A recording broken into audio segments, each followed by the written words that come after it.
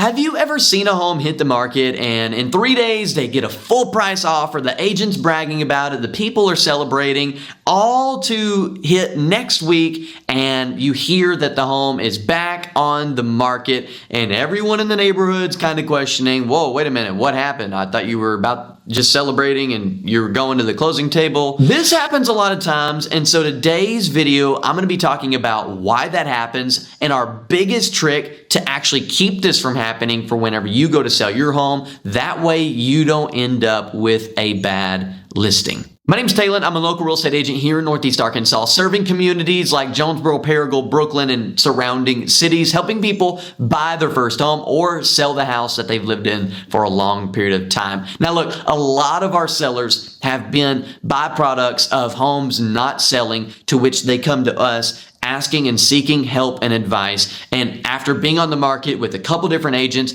we were actually able to get their home sold for top price, very short period of time, and make them a lot of money in their pocket. And so this question often comes up when I'm talking to people in Northeast Arkansas, which is, hey, we had it under contract and then we terminated because of this reason, and this reason. I'll go over some of those here in just a little bit. Or perhaps that neighbor down the street can't seem to sell their house and it's been under market or been under contract multiple times. How do we make sure we sell our house? We don't have to jump through so many hoops and hurdles to get there, and we make a lot of money when we do it. And so in this video, I'm going to be helping you do that. Make sure to stick around to the end of the video to get our biggest trick and a little tease on what we do differently to make sure this doesn't happen. There's a lot of reasons why a real estate deal could die or terminate or backfire. And so I want to just vaguely, from a 30,000 foot view, hit some of these. And then, of course, I'm going to dissect why that happens and how to prevent it. So the first thing is inspection issues. This is probably the 75% reason why deals will go under contract, everyone's happy, and next week they terminate, trying to wave their hand and wave down people to come back to check out the house, people that maybe they've turned down to look at after they went under contract, and now they kind of seem very, very desperate to sell the house. The next reason is unrealistic expectations. I'll hit on more of that here in just a minute. The next one is emotional reactions. Look, when we are doing business, we as human beings oftentimes think with our heart rather than our logic. And so that's kind of what real estate agents are there to do. We're not just there to collect a paycheck at the end of it. We're there to make sure, hey, you make sure that you're making the right decision, because we've done this hundreds of times. This is your first time perhaps, so this is what's normal. We'll talk about that more in just a little bit. And then, of course, occasionally, I would say in my business, probably about 10% of the time, it's been financing surprises, and we'll go into that more in depth throughout the video. I tell everybody that's selling a home does not just sell one time. It sells 3 times. I've got your attention now, don't I? A home does not just sell when you hit the market and you get an offer. There are certain stages or phases that we have to sell it through in order to get to the closing table. I mean, come on. If it was that easy, everyone would be a real estate agent trying to sell a house. Would you not agree? I know there's a lot of real estate agents, but there's a lot of real estate agents that don't actually do stuff, cause more headaches than they do help. And not to mention, there's a lot of people that are dropping out of the business because they don't know how to run this properly, where it's not stressful for them and their client. But anyways, that's a whole nother soapbox.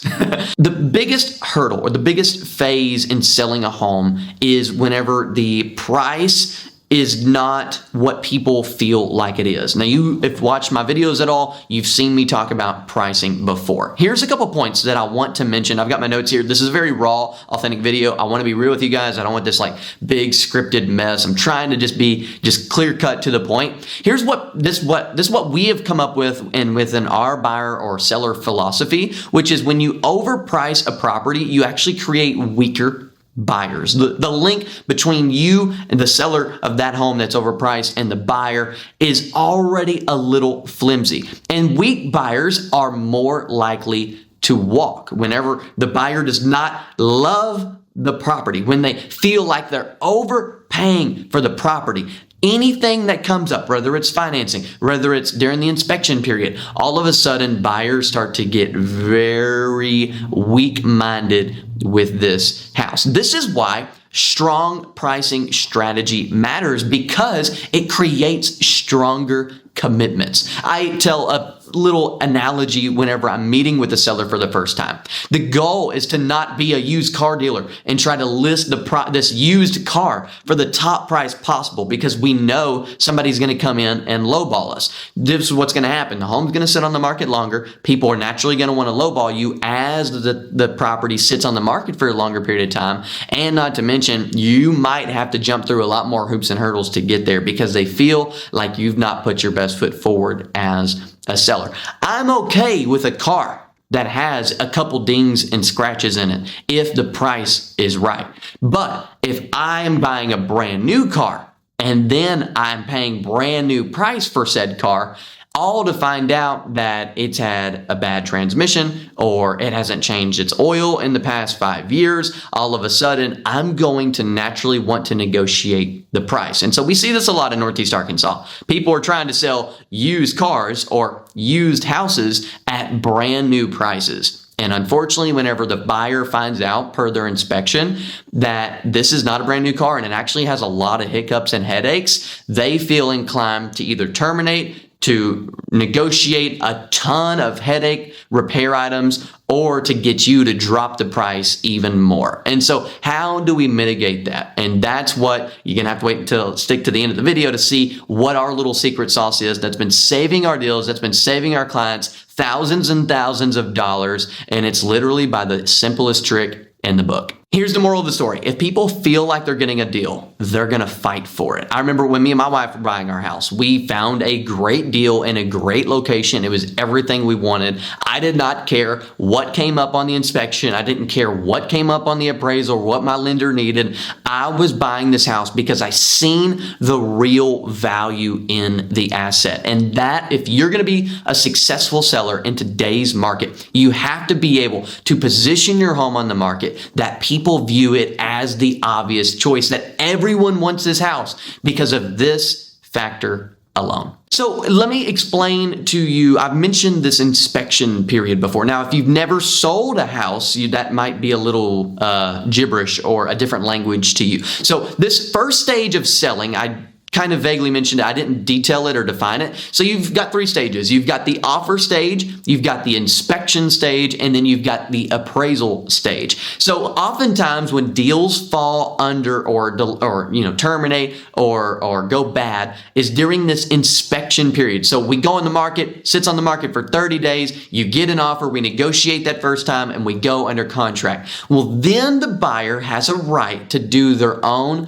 home inspection, whether it's with Cousin Joe that's built houses for 30 years, or a licensed inspector here locally in Northeast Arkansas. And during these home inspections, the buyer is going to find out everything wrong with your house. The inspector's not going to come in and put on the report, hey, this house was actually built with great 2x4s and, this roof was one of the most quality roofs I've ever seen. At the end of the day, the buyer's not paying them to talk good about the house. The buyer is paying them to find all the faults with the house. And that's not a hit towards home inspectors. That's literally their job. Now, I do know home inspectors, as we're walking through, they will tell us, hey, this was actually done right. But they're not going to put it in the report. That's not the point of their job. And so we have to understand, as a seller, whenever I go to sell a house, I have to recognize, number one, my house is not perfect. And a buyer has to recognize that too.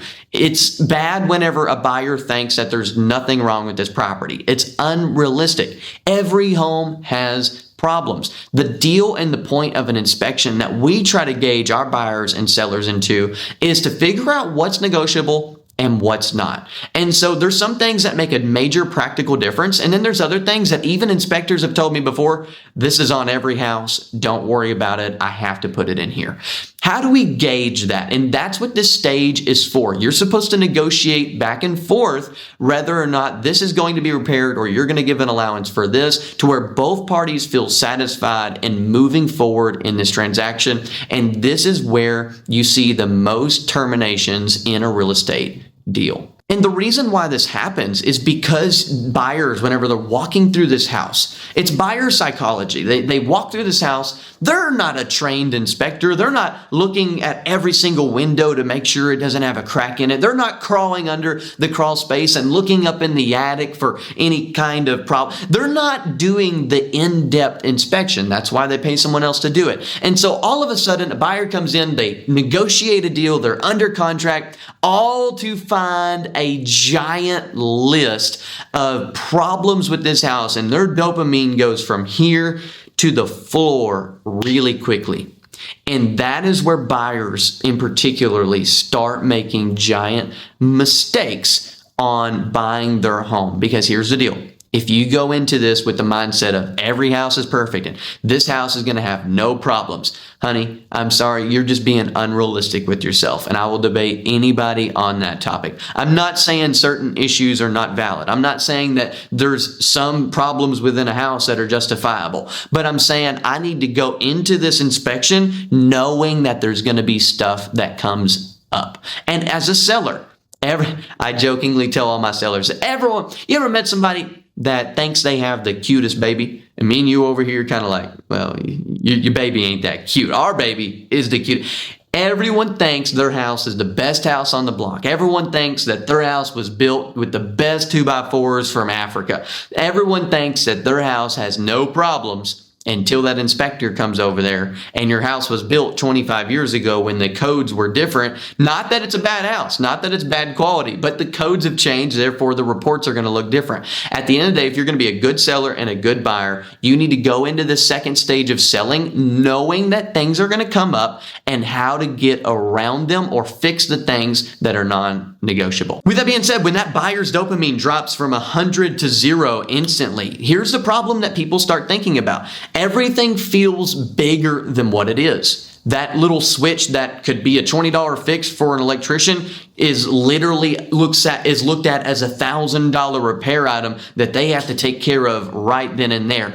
Fear kicks in and uncertainty kind of starts to play a role. And all of a sudden, they start to question the decision they made last week, and they start to try to find reasons to backpedal and to get out of the house, especially if you're a stubborn seller and you don't want to do anything, you don't want to work for these repairs that the inspector has found. All of a sudden, the buyer starts to feel, not saying this is true, but all of a sudden the buyer starts to feel like you, the seller, are doing something shady. You're trying to get them to buy something that may or may not be worth it. And that is the worst feeling you can give a buyer. And so we try to be the buyer's advocate. We try to let the buyer know, hey, we're not trying to do anything shady. We're not trying to sell you something bad. Matter of fact, we encourage to do repair requests because at the end of the day, you're going to be able to sell your property for a higher dollar amount if you're willing to put a little skin in the game up front. All right, now I've talked a lot about the inspection period, and I've told you that's about 75% of when deals terminate. And we call this phase the dark hallway of uncertainty because if you're not a home inspector, if you don't really know much about houses, and I've not inspected your home because I'm not a licensed home inspector, I've not walked the roof, I've not crawled the crawl space, I've not plugged up, electric testers in the outlets. I've not ran all the water to make sure there's no leaks in the faucets or anything. I've not inspected your house as your realtor. That's not my job. At the end of the day, this next tactic that I'm about to share with you has saved our people thousands and thousands of dollars and made them even more money in short amount of times. And we call this our pre-listing inspection strategy. Now, look, I believe that every buyer should be getting a home inspection. I think it is a very wise thing for them to do, but something that we've been doing here in Northeast Arkansas that's a little bit different than what some people have done. I've just heard of it from a lot of different markets, and so we started implementing it. And I tell you, the very first time that we ever implemented it, I'll tell you what, we had extreme success with developing trust with the buyer and letting them know exactly what is wrong with this house before they ever even make an offer. And why this is so powerful is because we come to this buyer. We list our home.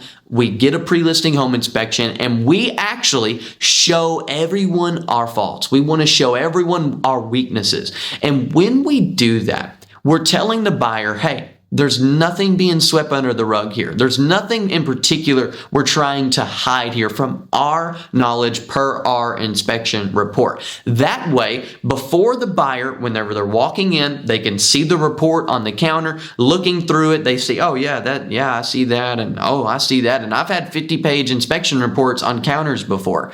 But when that buyer is going through that, all of a sudden it does something that is extremely powerful.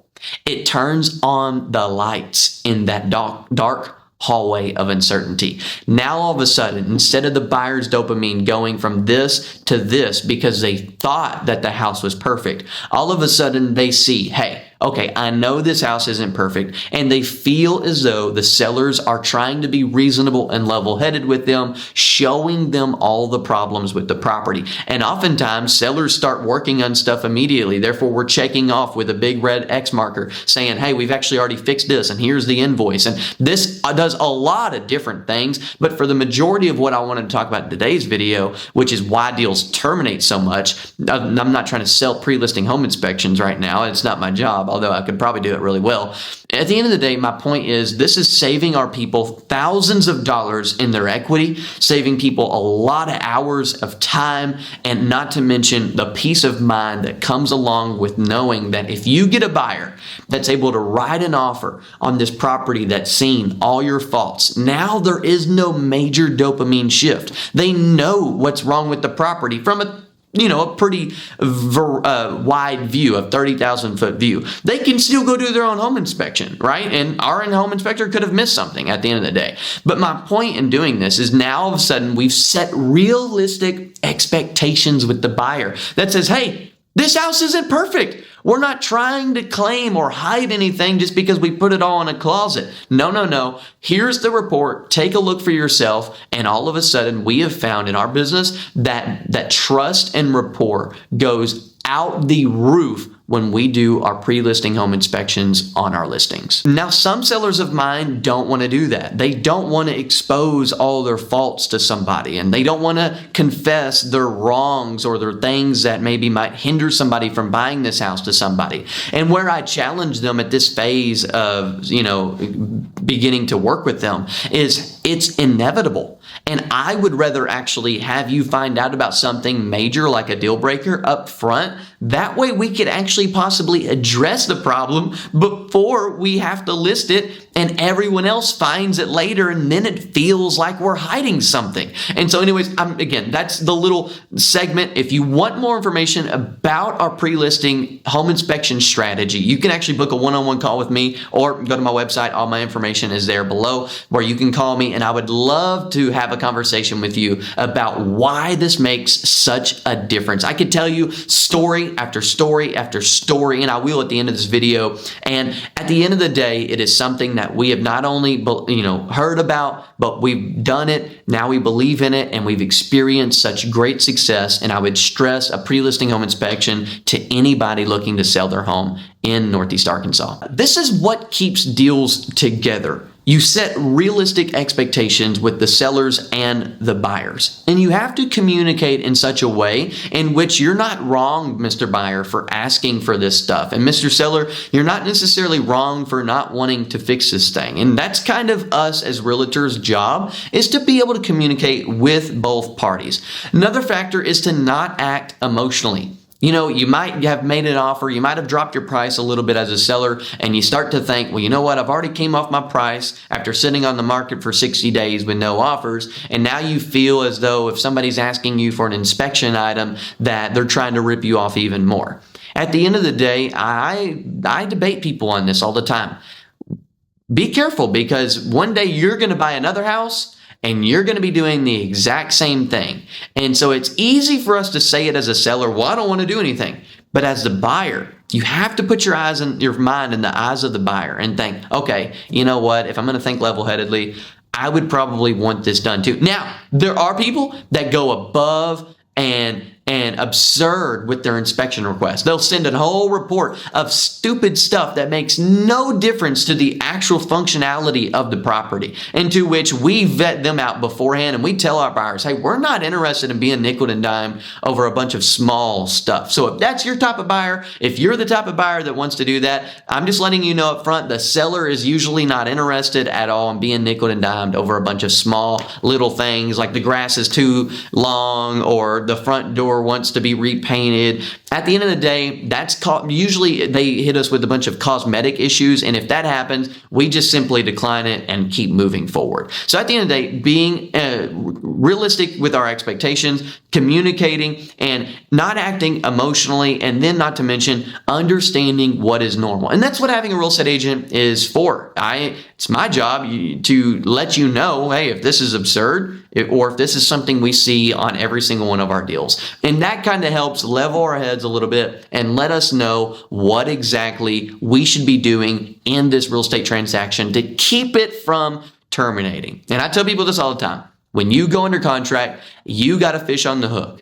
It's easier to try to keep that fish on the hook and reel them into the boat and net them in than it is to just cut the line, have to restring your fishing reel, re-tie up your hook and your sinker and your bobber and put the bait back on. That's a lot harder than to just try to fish it out and negotiate and figure out exactly what we got to do to get the deal done. And why I say that point, let me say this because I don't want you to think I'm being misleading or ill-intended with that. It's not that Taylon's trying to keep a deal together because he doesn't want to lose a commission. At the end of the day, I still represent you as a seller. If you still plan on selling your house, that doesn't matter. What I've found, and typically this is what happens, if we terminate over something silly on the inspection period, well, here's the problem. You're going to terminate. You're going to go back on the market as a seller, and everyone in the neighborhood is going to begin to question, whoa, what happened?